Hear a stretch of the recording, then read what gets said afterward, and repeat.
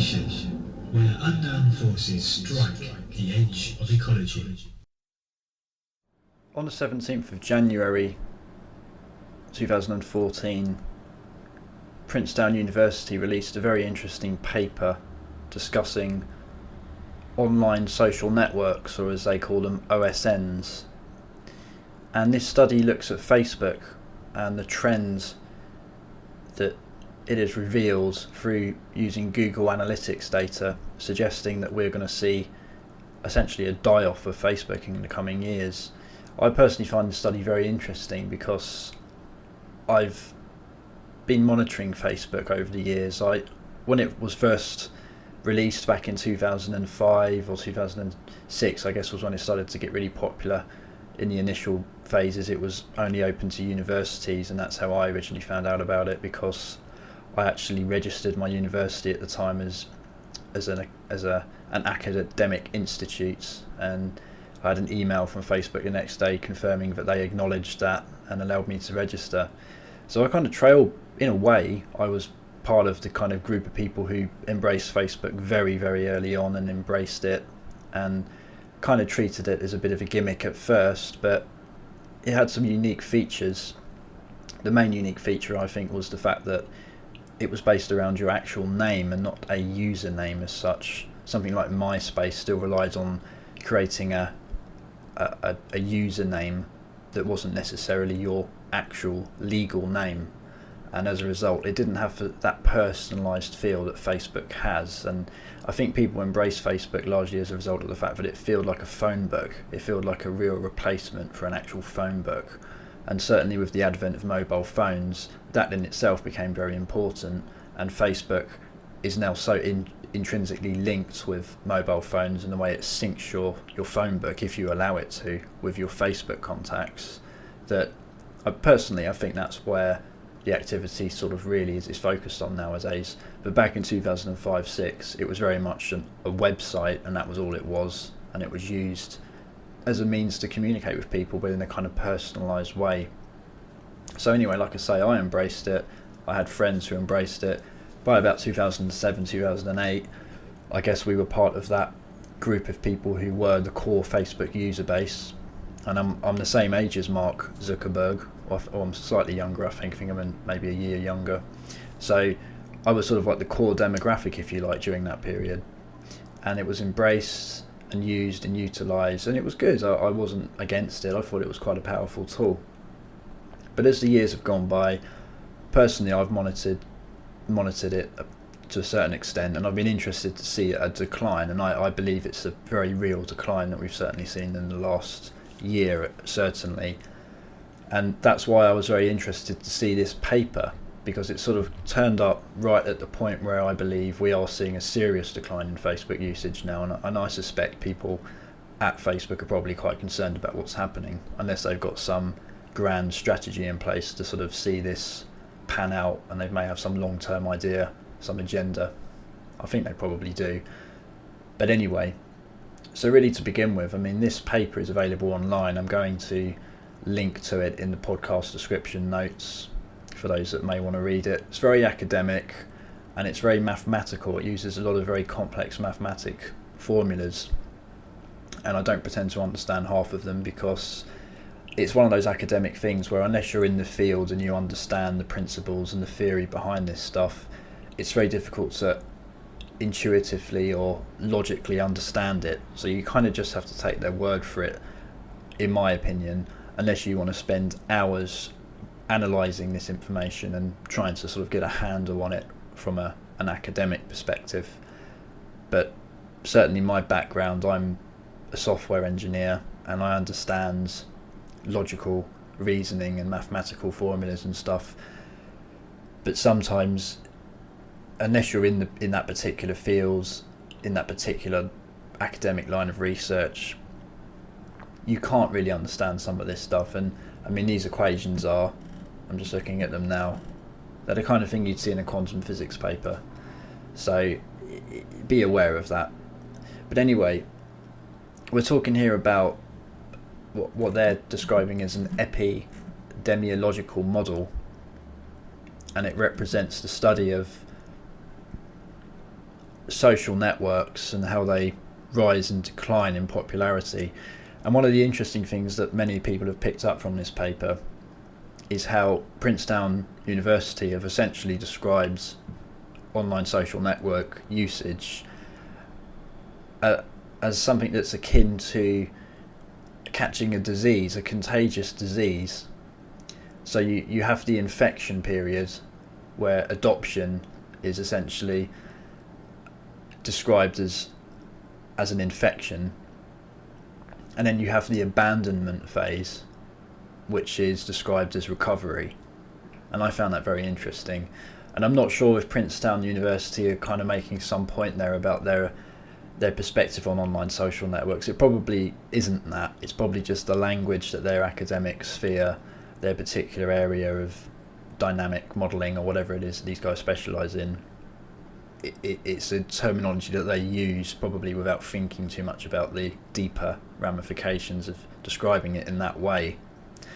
But anyway, we're looking here at Google Analytics data, and they've spent a very long time, I think, looking at the trends to develop these very interesting models. And in the PDF, which I'm just scrolling through now, there is some very interesting graphs at the ends which highlight and illustrate exactly what we're looking at here. Now, in summary, they're talking about a bell curve, a peak, and I think it looks from the imagery, it looks like Facebook usage reached an absolute peak around 2012, sort of like the summer of 2012, like the Olympic Games in London, that kind of period. And it really did peak at that point, and all of a sudden that it kind of reached a bell curve. It continued on. The usage really was peaking, sort of 80 million, I think, weekly search results, if I'm reading the graph correctly. And that's what this is all based on. It's Google search queries, Google usage of the word Facebook and stuff, and that probably isn't even taking into account the fact that many people don't even use Google to go on Facebook. They just go on facebook.com. So the usage is immense, absolutely. But I think Google probably does represent a good feel for how popular it is as a trending topic. But it may be a counter argument to this whole research paper, is that really a lot of people use Facebook and they don't even use Google. I mean, I know people who essentially consider the internet to be Facebook, which is a scary fact, but there are people out there like that. But anyway, say if we live in a world where Google is the main hub of the internet and everyone uses Google as a portal to access things, and sure, this data is meaningful.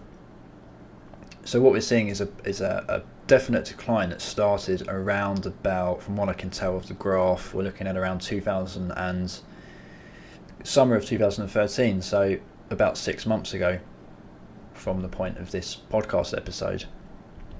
And that's quite interesting because, unless I'm mistaken, I think that could argue, and the research paper doesn't talk about this, but that could represent the period where people were starting to really get a bit concerned about the NSA Snowden revelations regarding how essentially social networking sites, along with Microsoft, Apple, etc., are just basically giving the NSA and the GCHQ in Britain access to countless amounts of data regarding users, regarding their usage statistics and all the things that they post and all this business. So it's Big Brother, it's the revelations about how there's no such thing as privacy on the internet. Everything's monitored. The NSA can tap into this information and use it however they see fit. So perhaps we could be seeing a link there, but to know for sure we'd probably have to find out the original publication date of the Andrew Snowden revelations. But if I remember right, it was about that period, I think, where things started to hit, and perhaps these things take time to really kind of ingrain themselves in the public psyche. So it may have been a few months prior to those original stories hitting the Guardian and the New York Post, if I remember right. But the point is that there does seem to be perhaps a reaction that took a few months to sink in, where people were slowly saying, right, enough is enough, I'm moving away. But anyway, the data is there, and the data is current, so we can see the data on this graph leading up to January 2014. And there has been what I can only describe as a pretty dramatic decline in Facebook queries in that time. And the peak really started around about, like I say, June 2013. Oh, sorry, the beginning of the decline, I mean. So the peak was really hitting at that point, and then all of a sudden around June 2013 we started to see a drop. Now, like all these things, there were these weird spikes where it went back up again but then kind of went down again. But we are definitely looking at a sort of plateau, and we're now kind of moving on to the sort of descending point of that plateau. It kind of reminds me of some of the graphs I used to analyse when I was interested in peak oil, and to a lesser extent, the Terence McKenna time wave zero graphs, which I still find fascinating, even though they're arguably no longer relevant because we're in a post-2012 world now. So anyway, when I'm looking at these graphs, one interesting thing is that this whole paper is based on the argument that it's looked at MySpace as a historic, previously popular OSN, to use their terminology, and it's using that as an example of where their data, or Google Analytics data, has revealed quite an observable rise and fall of a social networking site, essentially. Kind of like I say, the abandonment phase, which they're describing as recovery, which I think is quite apt for Facebook, because for me it was a love and hate affair, and I think for many people that is the case. I liked it to begin with, I was a big fan, but you do start to realise, I think now many people have, that behind the scenes all Facebook is really there to do is to generate lots of money for a company who are using advertising data. And I don't even see it because I use AdBlock, and I sometimes forget that Facebook is absolutely rammed with ads, and they're targeted ads. So the more information that you supply to Facebook in terms of your likes, dislikes, music tastes, the more targeted those ads will be in your browser. And that's all about. That's what Facebook's all about. It's like Google. It's like how Google make their money. It's targeted advertising based on user usage statistics. It's very clever, and from a technical perspective, I find this sort of thing very impressive and clever because I work in IT, and I work as a software engineer now. So I find all this thing very interesting. But at the same time, what I find more interesting is the fact that you can kind of be led astray by these social networking sites to a certain extent, because it's easy to think of them as some sort of universal portal that we all have a human right to access. And I think it was a love affair that people are starting to kind of realise perhaps there was a little bit going on that they weren't aware of. There was a little bit of smoke and mirrors, and essentially they're just wary of it now. They may not be able to kind of stress a particular reason why they're wary of it. They may not be able to logically say in an argument why they're wary of it. They may not be able to vocalise what they're thinking about. But there is that worry, and I think it is linked to the NSA stuff, and it is just perhaps linked to a general sense now of concern about privacy.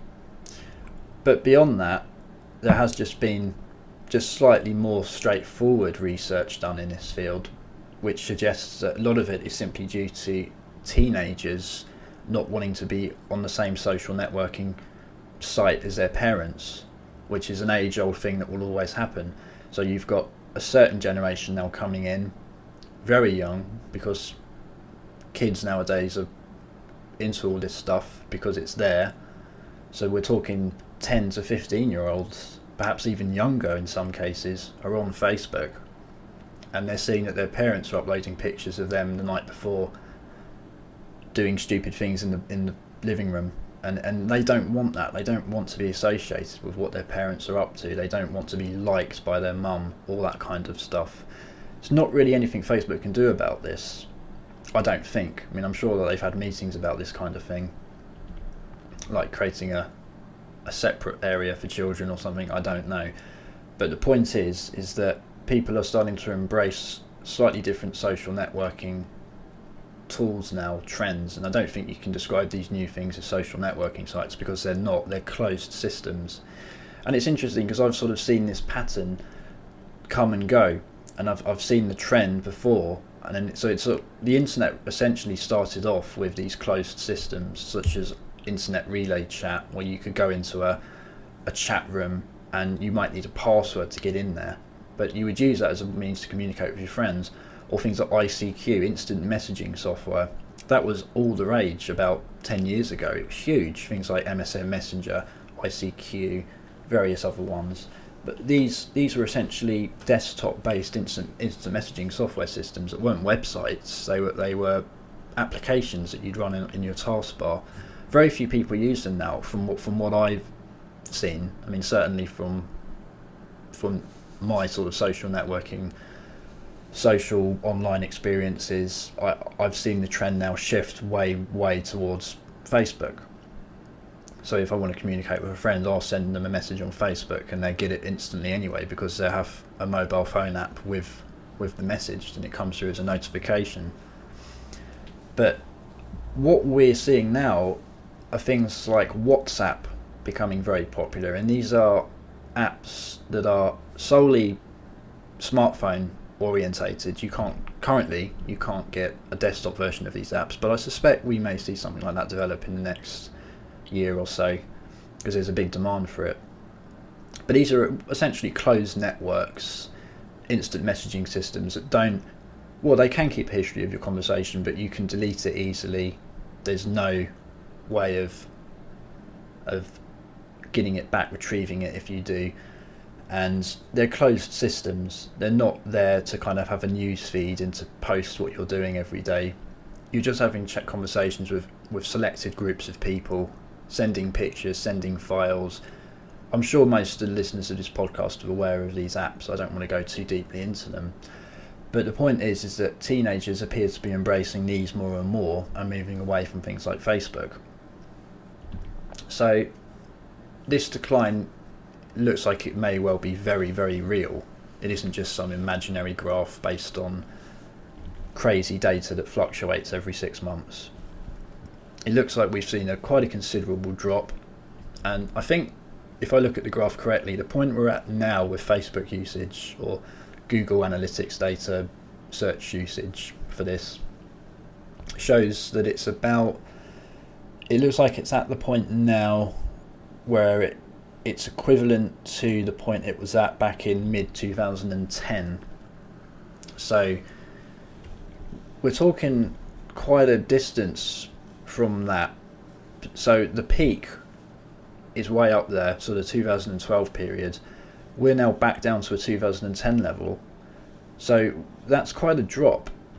And this data suggests, I mean, there's various, they have these different categories, but they're talking about a best fit model, and they've got predicted bound curves for where this decline could take us. So the early bound curve suggests that we could see a massive die-off for Facebook by a time as early as 2015, or late 2015, early 2016. There's also a best fit model which suggests 2017, and there's also a long-term or late model which suggests probably around 2019. So that's very interesting. I mean, obviously nobody knows what way it's going to go. I'm not sure if this document, I think this document is leaning towards the best fit model, which is probably why they call it the best fit model based on their analysis. But that's talking about 2017, and this drop suggests that by about, say, where are we now?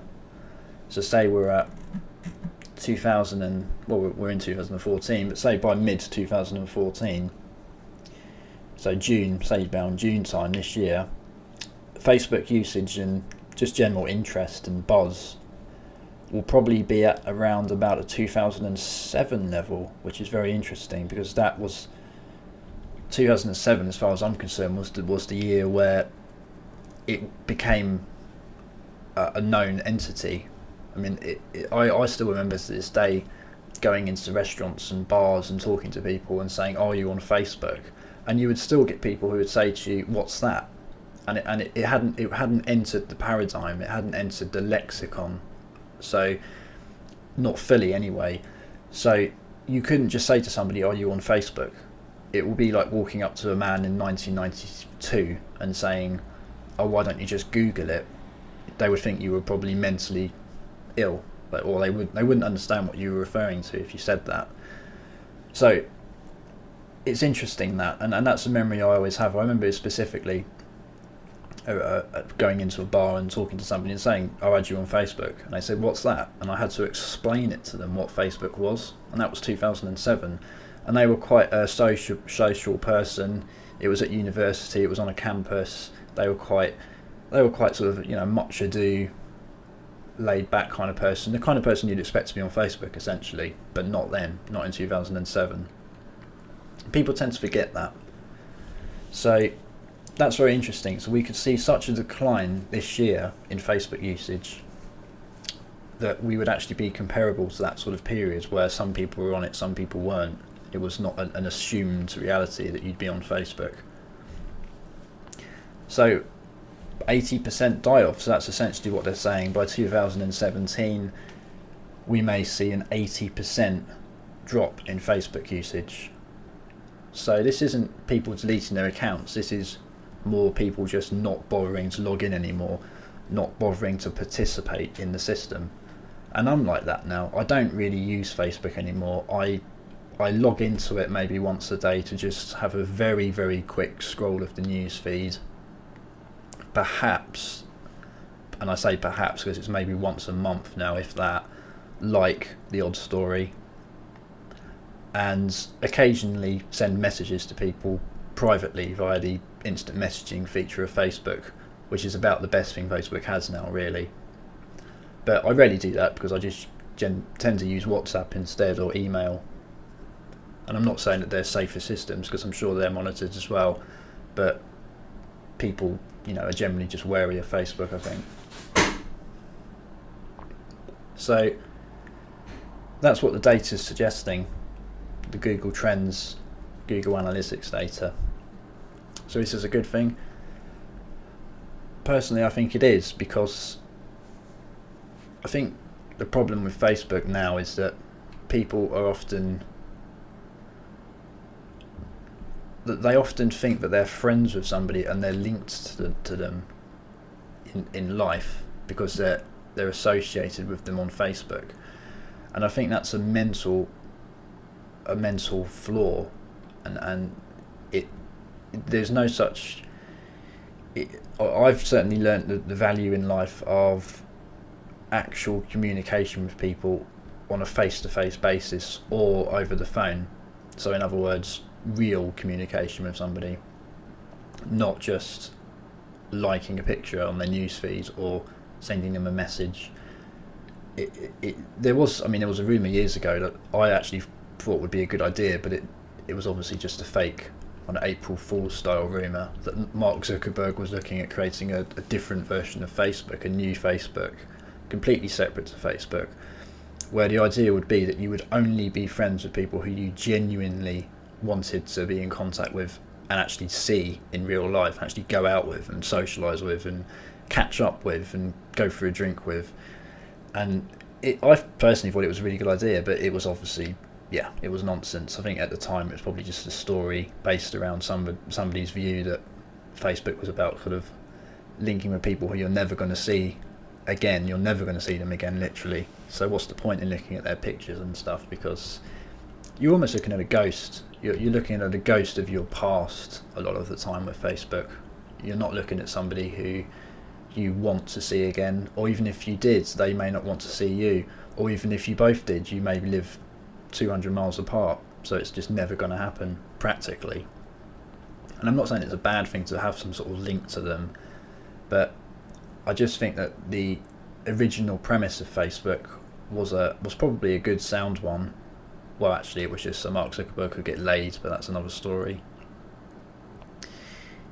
the original premise was good, but it's turned into something now which is just, it just doesn't feel conducive to me as a form of communication. It feels lacking, it feels hollow, and I'm personally much more inclined, like I say, to just keep a tight network of close friends and communicate with them via phone calls, via, like I say, closed systems. Well, hopefully they're closed. So that's that. So this data is very interesting, and it suggests that Facebook is on the way out, and we may see a dramatic drop in usage depending on how things pan out over the next year or so. And certainly if there were more Snowden revelations, this could have an accelerating effect, I think, on this trend. So check out the document, it's very interesting, and I think it'll be interesting to see if we see any new social networks, if we see any conventional website-centric social networks start up. I don't believe we will, personally. I think if we see any new social networks now, there'd be a very different structure, and they'd be done in a very different way, and I suspect there'd be mobile phone orientated. But so there'd be apps, not websites. There'd be apps first, websites second. But there's still a place for websites. Absolutely there is, because many people don't own smartphones, and also websites are always going to be richer in terms of features and content than apps, and that's certainly going to remain the case for years to come, because you're looking at a full screen, you're looking at a fully realised page based around loads and loads of different icons and objects and features and pictures and imagery. And certainly, without getting too technical, the advent of things like HTML5 will mean that we'll have a way more dynamic internet, and certainly with things like website front ends, we're going to have all sorts of new things that we can play with, and all sorts of new interactive methods to kind of have at our disposal.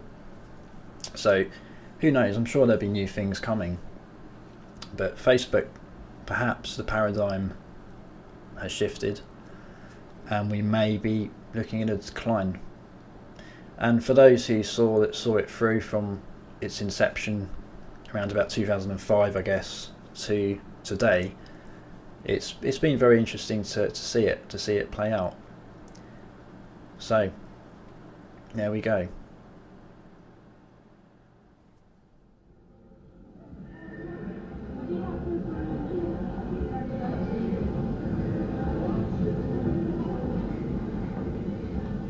The information where unknown forces strike the edge of ecology.